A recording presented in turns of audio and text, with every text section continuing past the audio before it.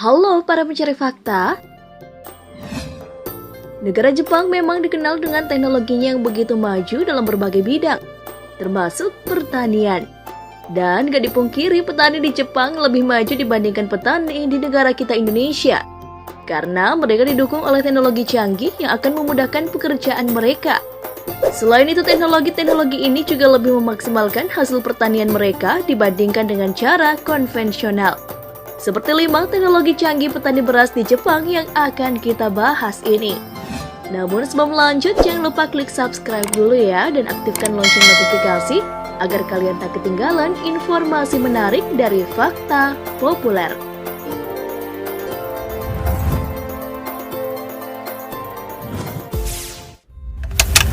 Pembibitan. Hanya benih yang berkualitas unggul dan bermutu tinggi yang layak untuk dibudidayakan. Namun, terlepas dari hal kualitas benih, cara penanaman benih pun akan mempengaruhi hasilnya nih guys. Kalau di Jepang sendiri nih guys, penanaman benih ini dilakukan secara otomatis dan hanya memerlukan sedikit bantuan tenaga manusia. Caranya nih, pertama-tama tanah akan dimasukkan ke dalam wadah khusus persegi panjang. Dan wadah-wadah tersebutlah yang akan bergerak sendiri dan akan ditanami benih secara otomatis.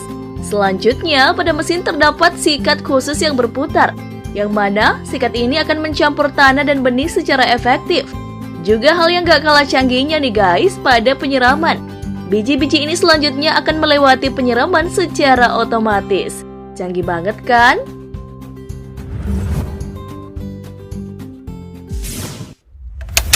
Penanaman.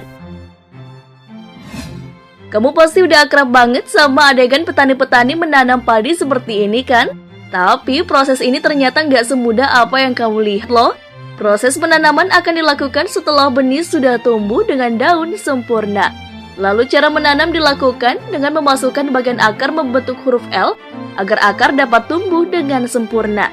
Itu cara manual ya. Tapi lain lagi nih di Jepang. Petani Jepang gak perlu capek-capek lagi turun ke sawah karena mereka sudah menggunakan teknologi canggih.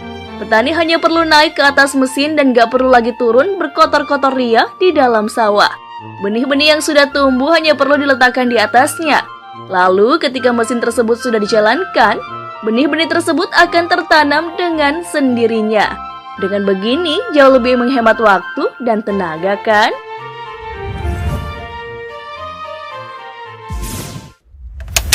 Penambahan pupuk. Pupuk merupakan material yang ditambahkan pada media tanam atau tanaman.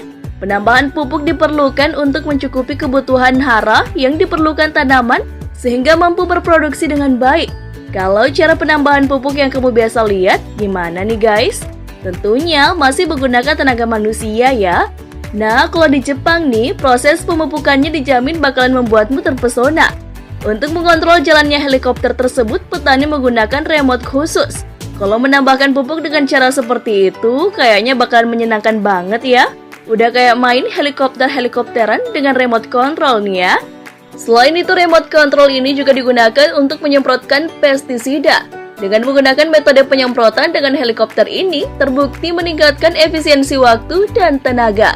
Untuk menyemprot lahan seluas 1 hektar saja hanya membutuhkan waktu 1 jam saja. Bandingin aja kalau pakai tenaga manusia, selain melelahkan, pastinya juga lebih menyita waktu ya.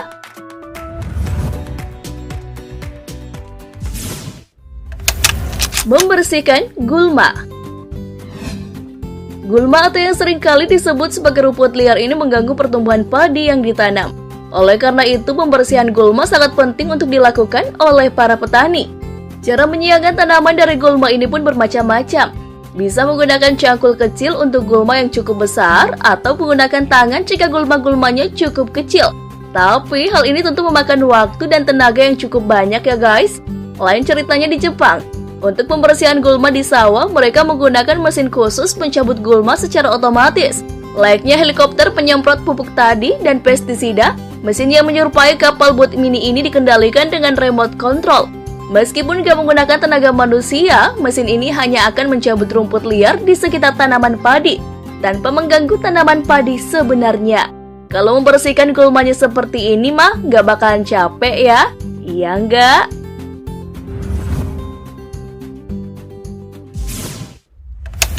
panen.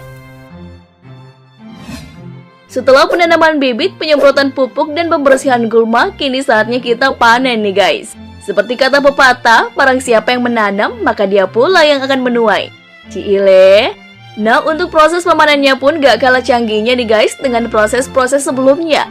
Para petani Jepang menggunakan alat semacam traktor dalam memanen. Mesin ini dilengkapi dengan mesin pemotong di depannya dan secara otomatis padi yang telah terpotong akan masuk di dalamnya. Pula nih, hal yang gak kalah canggihnya nih, mesin ini gak hanya bisa memotong padi nih guys, tapi juga bisa memisahkan butir-butir padi dari batangnya. Wah, keren sekali ya. Itu dia 5 teknologi canggih petani yang ada di Jepang. Menurut kamu, teknologi mana nih yang paling bagus ditiru petani di Indonesia? Komen di bawah ya.